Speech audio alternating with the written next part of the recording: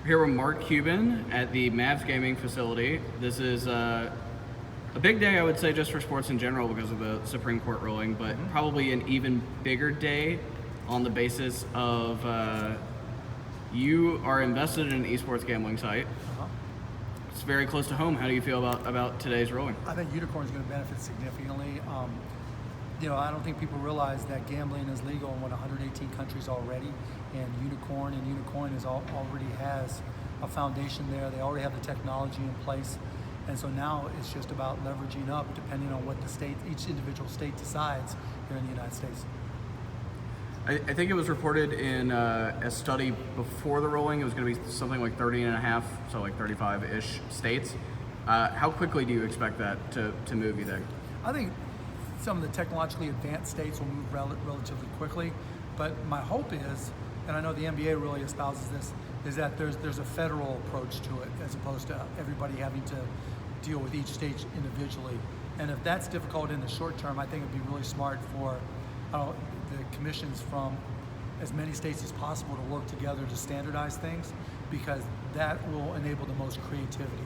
When each state has its own set of rules and its own requirements, that jacks up the expense for everybody, which minimizes the entrepreneurial opportunities and the unique technology opportunities.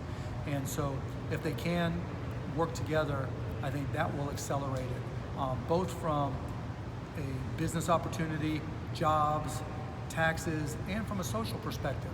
Working with Gamblers Anonymous and working to make sure that somebody can't just walk across state lines and bet too much and ruin their finances.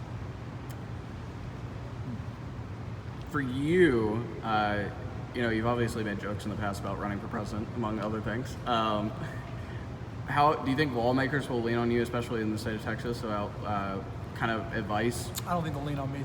There's plenty of people to lean on, but yeah, I've already gotten a lot of questions from people on what I thought, and I told them just what I told you, that states working together will accelerate the opportunity for the states that work together. Because you don't want to be in a position where the greatest upside accrues to the biggest companies because they add a lot of unnecessary costs. And when I say unnecessary costs, I don't mean, well, you shouldn't pay X percentage to the state in taxes. Actually, there'll probably be more money for the taxes the less friction there is to start, right, state to state. So if I have to build something in 15 different states, that's going to be difficult. How do you think it will impact your business at the Dallas Mavericks? Oh, I think it doubled the value of professional sports franchises in a second. It'll increase interest. It'll add to what happens in our arena and in stadiums. It will increase the viewership for our biggest customers on TV, online and on TV. I think it helps traditional television because traditional television is much lower latency, whereas online, because they cache, can be a much longer latency.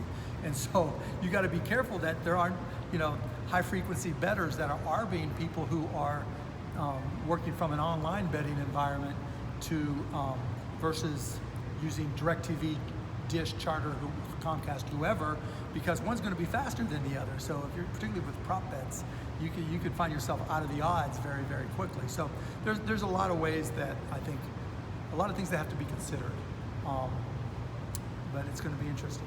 In 2016, $7.4 billion was bet on esports globally, and important to contextualize that's global. How do you think this ruling today could change the outlook of esports gambling in the U.S.? I think it could change it a lot. Hopefully we'll try 2K as a kind of a proving ground, and you start betting on 2K and prop bets on 2K, it just explodes. And at Unicorn, we'll be paying close attention. Excellent, thank you. My pleasure.